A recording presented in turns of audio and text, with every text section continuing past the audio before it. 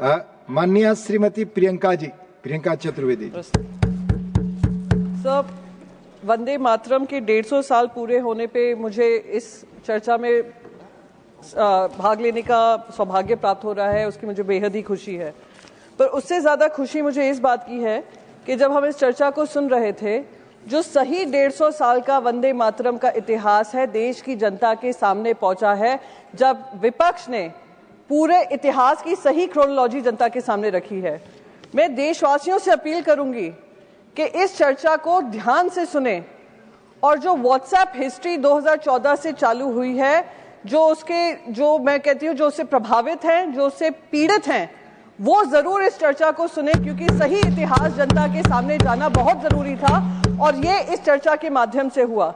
मैं तो अब आपके माध्यम से सर ये भी रिक्वेस्ट करूंगी कि क्विट इंडिया मूवमेंट पे चर्चा हो, स्वतंत्रता संग्राम पे चर्चा हो, और वो सारी चर्चा जो 2014 से धूमिल करने की कोशिश की गई थी, वो सारी चर्चा का विषय बने। जैसे ये जो इतिहासकार हैं व्हाट्सएप हिस्ट्री के माध्यम से व्हाट्सएप हिस्ट्री फैलाते हैं, उनका करियर का दी एंड हो सर।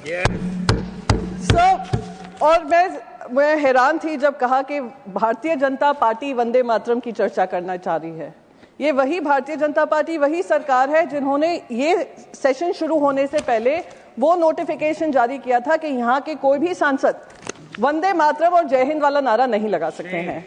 इससे बड़ा राष्ट्रद्रोह मैं मानती हूँ कुछ और हो ही नहीं सकता, राष्ट्र विरोधी सोच हो ही नहीं सकती। इसलिए हमने, मेरी पार्टी के लीडरशिप ने चेयरमैन को लिखा था कि ये नोटिफिकेशन इमीडिएटली विड्रॉ हो। वो और नया नोटिफिकेशन नहीं था, पुराने नोटिफिकेशन का कंटिन्यूएशन था। Please continue on the subject.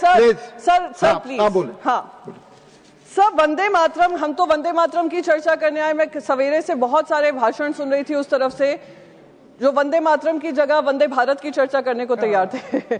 आप देख लीजिएगा, लोकसभा में भी यही हुआ है, राज्यसभा में भी। मैंने बहुत सारे लोगों को, उनका प्रेम उसी से स्पष्ट हो गया, कितना वंदे मातरम और कितना वंदे भारत में उनको अंतर पता है।